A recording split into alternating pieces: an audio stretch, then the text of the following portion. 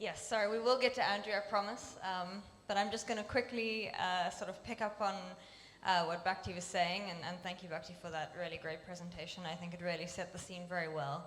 And I'm going to hone in a little bit on some of these market measures to reduce illicit fish trade. So I think this is directly relevant to the gentleman from Senegal's question.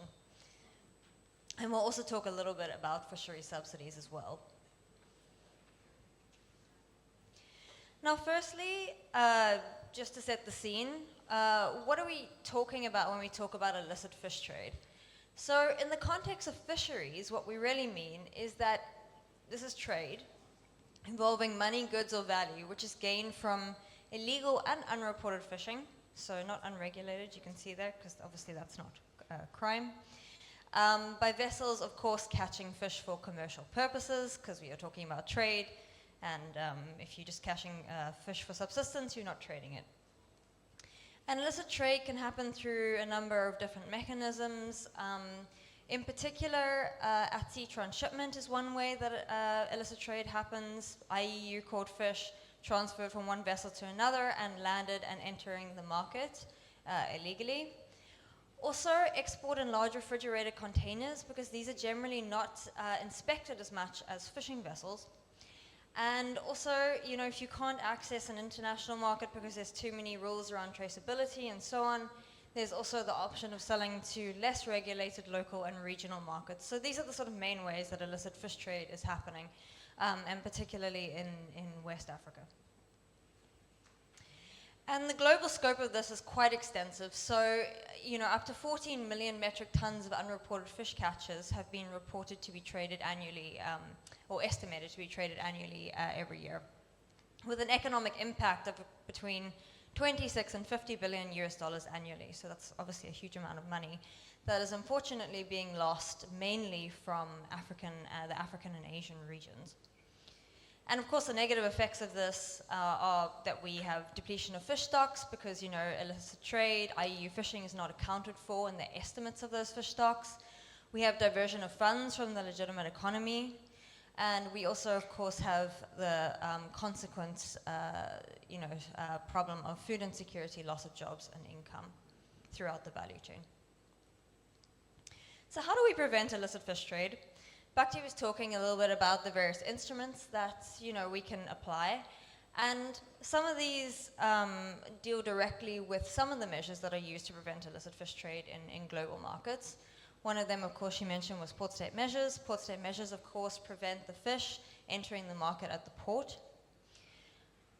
We also have this issue of trade sanctions. And if you remember back to Tuesday when we talked about governance models and we talked about market-based governance, this is kind of directly relevant to that. The trade sanctions that I mean are essentially large, powerful market economies, putting trade bans on fish coming in from countries that they believe are engaged in IUU fishing practices or not properly controlling fishing practices in their distant water, in their fleets, in their local waters. And of course, the prime example of that is the EU's yellow and red carding scheme, which I know a lot of you are having issues with, and I will deal with that a bit more in the presentation. We also have the issue of banning harmful subsidies. This is a trade measure. It's more really about preventing the IUU fishing happening at all, because as we talked about on Wednesday, subsidies can have an effect on IUU just by increasing overcapacity, increasing overfishing, increasing the number of boats in the water, and thereby incentivizing greater IUU fishing, particularly as stocks deplete. Then we have traceability mechanisms like eco-labeling. So you may have seen the famous blue tick, the Marine Stewardship Council eco-label. Has anyone seen that before on their fish products? Especially if you've been to Europe. You know what I mean? No? Okay. So basically what happens is this is private companies essentially certifying that fish is sustainable. And the purpose of this is, well, the rationale behind this is that consumers, particularly consumers in developed countries, want fish which is sustainable. And so they will pay a premium, they will pay more for fish that's sustainable. So this is really working on sort of market laws of supply and demand. But this is not something which is instituted by government. This is something which is instituted usually by NGOs. On the other hand, of course, we have the catch documentation schemes. These are government mechanisms. They aim, again, to trace the fish throughout the value chain, as Bhakti said, to ensure that illegally caught fish is not entering into their markets. So these are some of the ways in which countries will seek to prevent illicit fish trade along the fish value chain. Now, as I said, I want to really focus on this issue of trade sanctions because I know this is an important issue to this region. As I mentioned, these are usually put in place by large and powerful market states to prevent IUU caught fish entering into their markets by essentially putting trade bans on countries they feel are not effectively controlling IUU fishing. And that can be in their waters and in their fleets. Notable examples include, of course, the EU. Also, the USA has something not as comprehensive as the EU, not as far-reaching, but it does have a similar type of scheme. Now, these trade sanctions are only really effective if they are applied by large and powerful importers, and that's just because of the realities of trade. If you are a country that does not import a lot of fish, you don't have a whole lot of power when it comes to putting these measures in place, because if you do put these measures in place on other countries, they will just maybe find another market. But if you are exporting a huge amount of your fish to a particular market, they have a lot more power when it comes to sanctioning you if they feel like you're not complying with their rules. So the EU's yellow and red carding scheme essentially works as follows. You get a warning, right? If they feel that you are not complying, you get a warning, which is a yellow card. And this doesn't really have any particular effects on trade. This is just to say, you need to sort this out, otherwise we will put a trade ban on you. And that comes in the form of a red card. So once you have a red card, you cannot export your fish to the EU market anymore. And this is this map that they have. Usually when I'm in class with the students, I actually bring this up and play around with it because it's an interactive map, which is quite fun. I've actually included the link at the end of the presentation if you want to go into it. And you can zoom in on a particular region, you can click on any of those dots and you can get more information about when the country got the card, why they got the card, things like that. But as you can see in the West Africa region, there's quite a lot of dots, right? So that red dot is actually, it's Cameroon. Cameroon got a red card in 2023. But there's a few other countries, Liberia, Sierra Leone, Senegal, Ghana, of course, which currently have yellow cards, and then a few others where they've got yellow cards, but those have been lifted.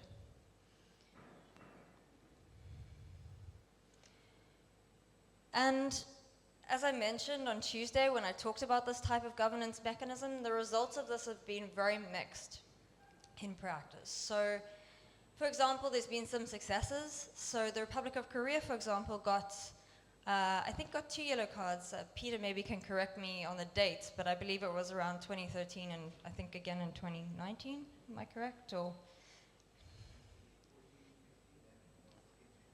okay, 2014, sorry. All right, so the Republic of Korea got these cards essentially because there were instances of IUU fishing in its distant water fleet. And as we've heard from some of the Korean speakers, and we will hear again next week, Korea's put in place a lot of different mechanisms to try and address this, including a fisheries monitoring center to monitor its distant water fleets and so on. So that's been quite successful in reforming Korea's control of its distant water fleet. Also, the Philippines has been pretty successful as well. But then, of course, we have instances where countries have got multiple yellow cards. One of them is Ghana. I don't want to pick on Ghana, but Ghana does have, a second yellow card now. They had a yellow card, it was lifted, and now they have another one. Same with Panama as well, and other countries. So, I mean, the question is then, when you get the yellow card, are you actually making long-term reforms, or is it just, you're just doing the bare minimum to comply, And then at a later stage, you know, the problems come back because they haven't been comprehensively dealt with, and then, you know, the yellow card comes again. And then there's also countries that have been red listed for nearly a decade, like Cambodia, where, I mean, they just have not been able to get that lifted. And part of the problem is that, you know, the EU can assist with legal reform, but it's difficult for the EU to assist with capacity constraints in the long run, providing patrol assets and so on. The other issue with this particular program is that it does not seem to be applied consistently across the world. So, do you notice any notable gaps in that map? Countries which you've heard have been engaging in IUU but have not been carded? Anyone?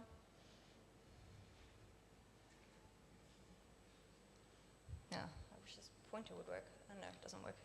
Anyone want to guess? Yeah.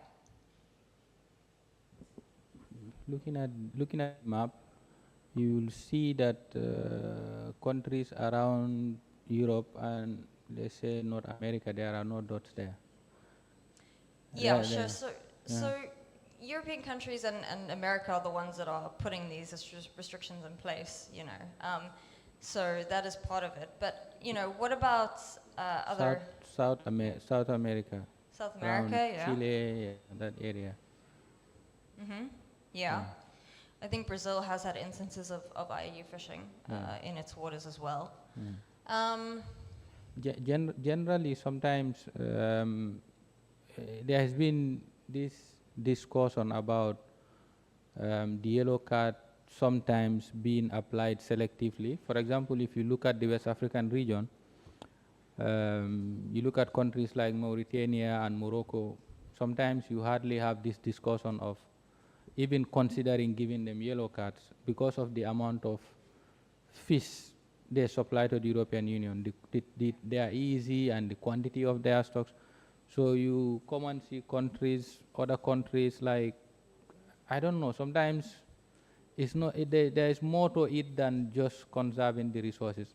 That is just the discussion sometimes that goes around within us, you know, West Africans.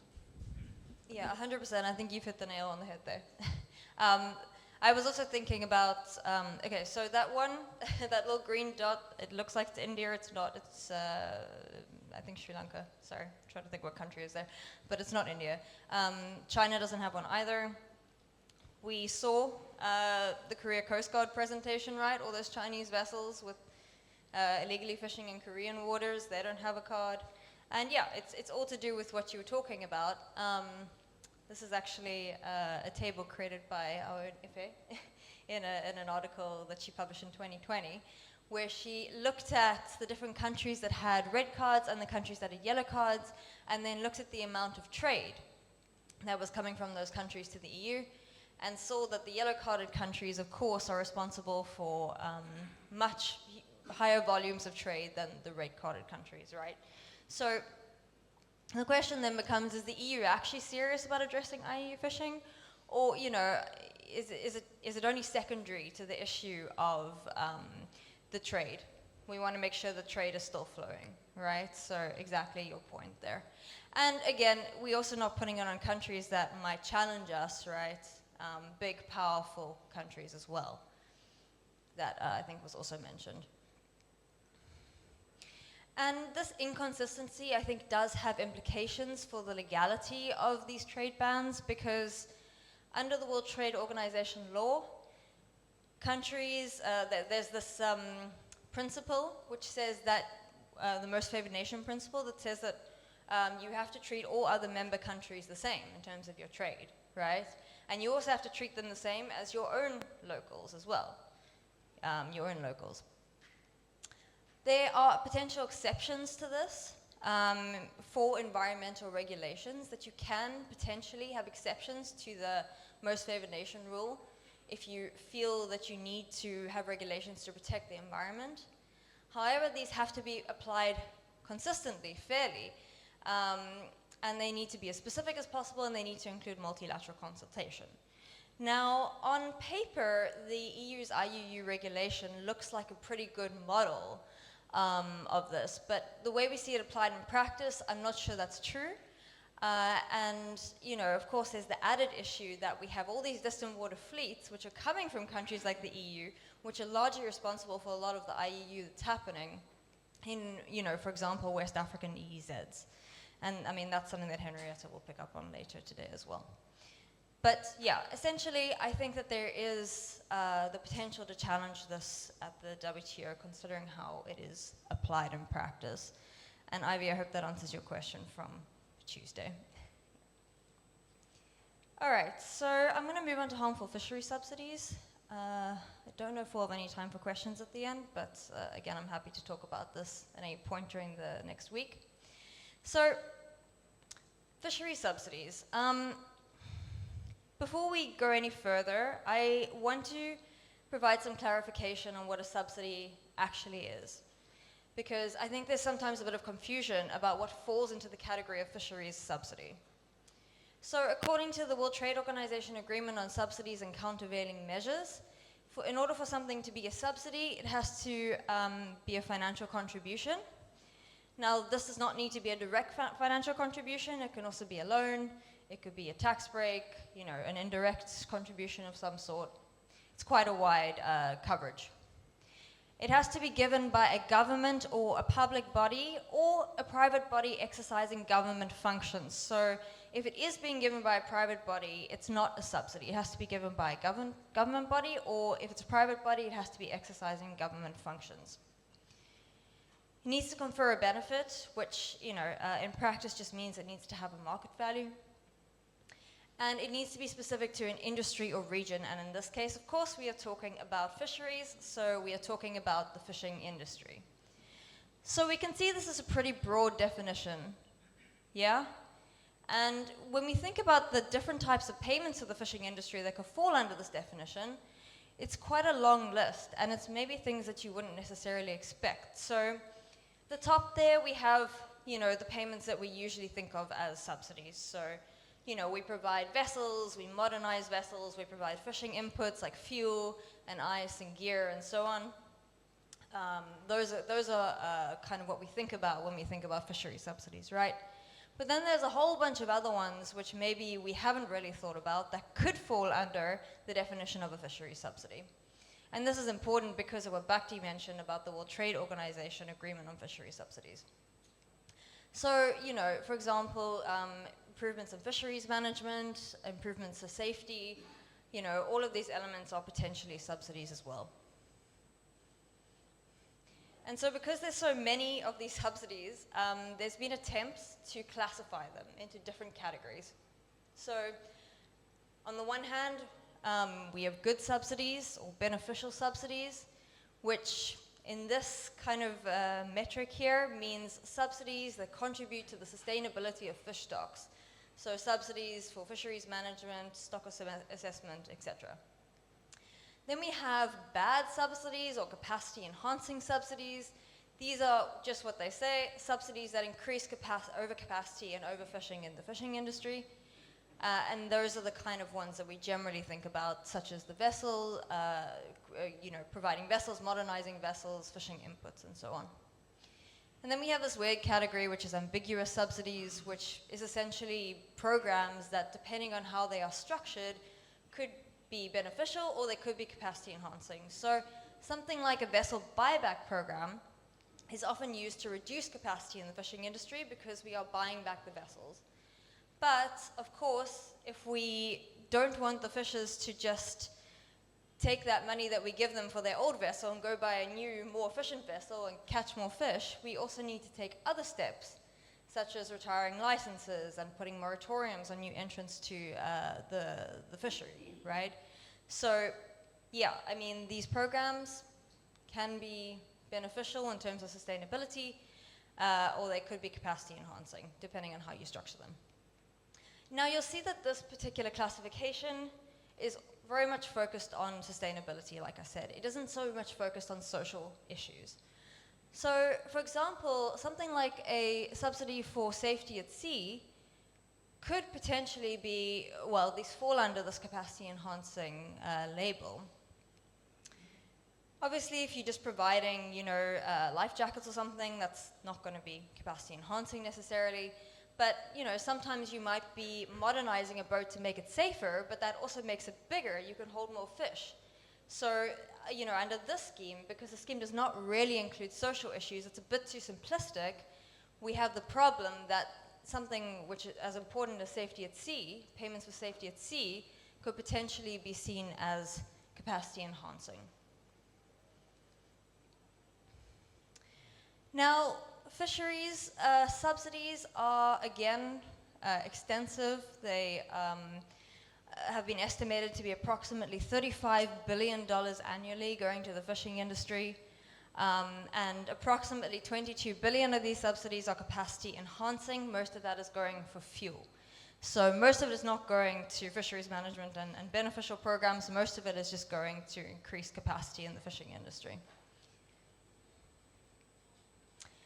I'm not sure if you can see very well this graph, but this graph basically looks at subsidies by region and type. So the big one there is Asia. Asia by far provides the most subsidies. This is not even including China. China is here. It's got its own little, little place on the graph because it just provides so many subsidies. The dark gray is capacity enhancing subsidies. The light gray is beneficial subsidies. Then we have Europe. Then we have North America. So here, really, on this side of the graph, we are seeing really all the distant water fleets, right? The nations that have big distant water fleets. And that makes sense because, as I mentioned the other day, distant water fleets are not really possible without subsidies. On the other end of the scale, we have Africa, South Central America and the Caribbean, and Oceania. Now, Oceania does have some, developed countries there, Australia, New Zealand, but they just choose not to provide subsidies. So the problem with this is that you have very unequal distribution, right? And what is this doing? On the one hand, it raises the problem we have with all subsidies, that you create unfair competition in the market, that you undercut prices, so those who are not subsidized can't compete. So that's the one problem. We see the same thing with agricultural subsidies. But in fisheries, we have the added problem that this is also affecting the amount of fish available, right? So this is another added layer of unfairness because these vessels, as they are depleting the stocks, are also becoming more and more efficient. They are able to catch, they're perhaps able to continue catching that fish, even though it is depleting because, they can get more and more efficient gear. On the other hand, these guys at the other end of the scale, maybe fishing in the same wooden canoes with the same gear they always have, are catching less and less fish and don't have the means to upgrade their gear. So there's a lot of unfairness going on here in the global distribution of subsidies. And we see the same thing by fishery sector. The small scale sector gets a lot less subsidies than the large scale sector. Now, this is not me advocating for, massively increasing subsidies in the small scale sector. That's just going to further deplete fish stocks, and that's not going to be good for anyone. So the issue really is that we need to actually be decreasing the subsidies in the industrial sector if we want to increase fairness. Another thing I want to highlight is that there has been a study done on relative impacts of subsidies as well. So there's always a lot of focus on the top 8 subsidizers of the world: China, European Union, US, South Korea, Japan, Russia, Thailand, and Indonesia, which provide more than 65% of global subsidies. And yes, there should be this focus, but on the other hand, if we look at subsidy amounts as a proportion of landed catch, the picture actually looks quite different. So this is the amount of subsidy that is provided per unit of landed catch. And so we have a much flatter graph here because in the Asian region, there's just so many fishes, right, as compared to maybe Africa. And this means that even smaller subsidizers, those at the other end of the graph, can still cause negative environmental and socioeconomic effects in local fisheries. And of course, as we've seen with some of the canoe fleets, the subsidized canoe fleets in Ghana and Senegal, we do see these impacts, right? So why are capacity enhancing subsidies a problem? I think we've discussed it quite extensively, so I'm not going to go over in too much detail, but this is just a nice little summary. They lead to overfishing and overcapacity. They create and subsidize IUU fishing. They create and subsidize very large distant water fleets. They create unfair competition, as we saw, distort markets, artificially lower the price of fish. And as I mentioned the other day, they're very difficult to undo because once you start giving them to the industry, it's extremely difficult to take them back because fishers start to rely on them. And consequently, they affect food security and livelihoods. So, as Bhakti mentioned, there have been global processes because there is a recognition of the problem.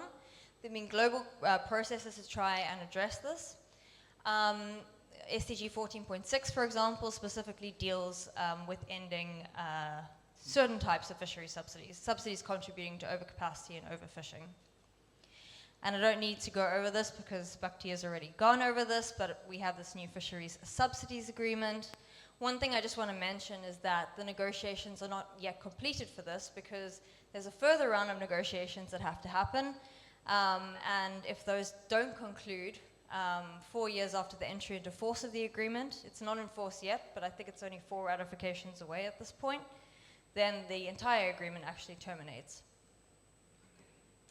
I don't need to talk about what's included, Bhakti has already done that.